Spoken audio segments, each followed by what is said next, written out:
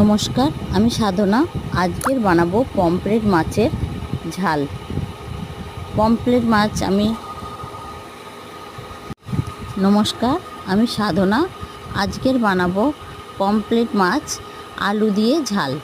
Pomfret মাছ আলু দিয়ে ঝাল গরম গরম ভাতের সঙ্গে খুব ভালো লাগে।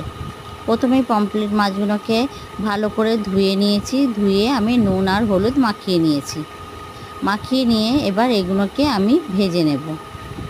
মাছগুলো খুব বেশি বড় না, আবার একদম ছোট ছোটও না, মিডিয়াম সাইজের। এদিকে তেলটা গরম হয়ে গেছে। এবার আমি মাছগুলোকে এক এক করে দিয়ে ভেজে নেব। মাছগুলোকে আমি দু পিঠে একটু লাল লাল করে ভেজে নেব, ভেজে তুলে নেব।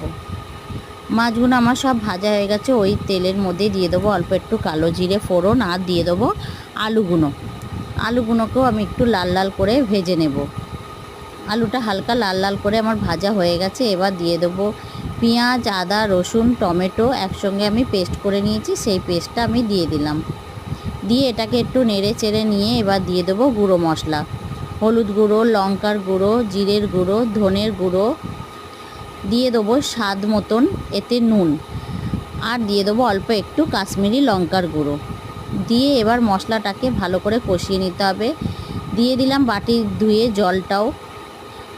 এবার মশলাটাকে ভালো করে কষিয়ে নেবো যতক্ষণ না তেলটা ছাড়ছে। দিয়ে ভালো করে মশলাটাকে আমি কষিয়ে নিয়েছি। এবার দিয়ে দেবো অল্প করে জল। জলটা আমি অল্প করেই দিচ্ছি, আমি বেশি ঝোল করব না, তাই অল্প করেই দিয়েছি। ঝোলটা যখন ফুটে উঠবে আলুগুলো দেখে নিতে হবে ভালো মতন গলে গেছে কিনা। আলুগুলো যদি গলে যায় তাহলে মাছগুলোকে দিয়ে দিতে হবে। মাছগুলো দিয়ে দিচ্ছি আমি এক এক করে। দিয়ে আমি 2-3 মিনিট মাছগুলোকে ফুটিয়ে নেব। মাছগুলো ফুটে গেলে আমি এবার ধনেপাতা কুচি ছড়িয়ে নিয়ে মাছগুলোকে 1 মিনিট থেকে 2 মিনিট মতন আর একটু ফুটিয়ে নেব ধনেপাতাটাকে দিয়ে।